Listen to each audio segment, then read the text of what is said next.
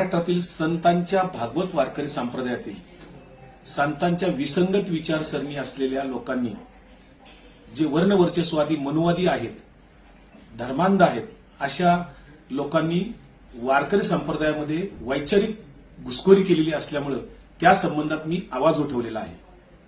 त्याचा राग मनात धरून वारकऱ्यांचा वेश घातलेला गुंड प्रवृत्तीचा धर्मांध व्यक्ती जो रोज नथुरामाची भाषा बोलतो, नथुराम गोडसेचं उदात्तीकरण करतो, असा संग्राम भड्डारे यांनी 10-12 लोकांना घेऊन माझ्यावर 9 तारखेला जीवघेणा हल्ला केला। मला रिव्हॉल्वर दाखवून धमकावण्यात आलं, धक्काबुक्की करण्यात आली, माझ्या अंगावर काळं केमिकलयुक्त ऑइल टाकण्यात आलं, मला जीवे मारण्याच्या रोज धमक्या तेव्हापासून सुरू आहेत।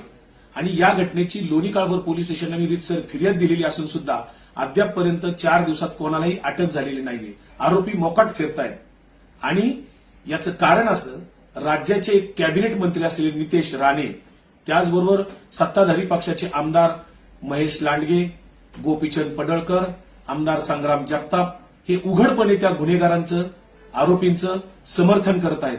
त्यांच्या केसालाही धक्का लागणार नाही अशी विधानं करतायत। त्यामुळे पोलीस या आरोपींच्यावर कुठलीही कारवाई करायला तयार नाहीयेत।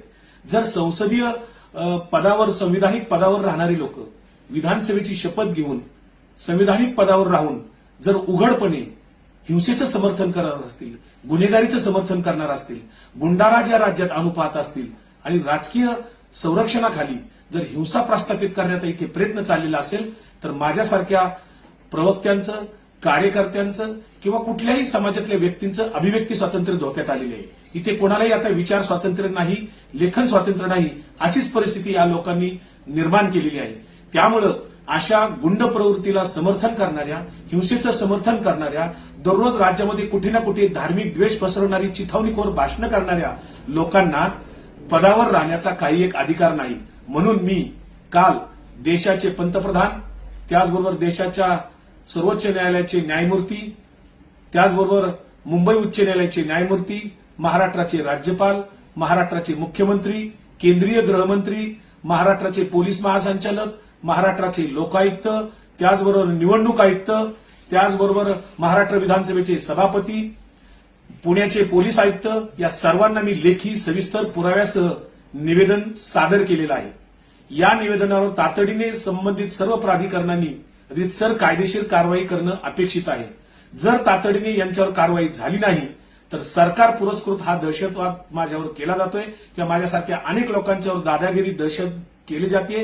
या गुंडाराजला सरकारचाच पाठिंबा आहे हे सिद्ध होणार आहे आणि म्हणून या कारवाईची मी अपेक्षा ठेवू नये। जर या संबंधित आमदारांचे अपात्र ठरवलं नाही, या मंत्र्यांना मंत्रिपदावरून खाली केलं नाही, तर सरकार त्या ठिकाणी या गुंडाराजला पाठिंबा देते हेही सिद्ध होणार आहे। म्हणून मी या माझ्या अर्जानुसार न्यायाची अपेक्षा करत आहे। जर मला न्याय मिळाला नाही तर लवकरच मी या संदर्भात हायकोर्टात सुद्धा जाणार आहे।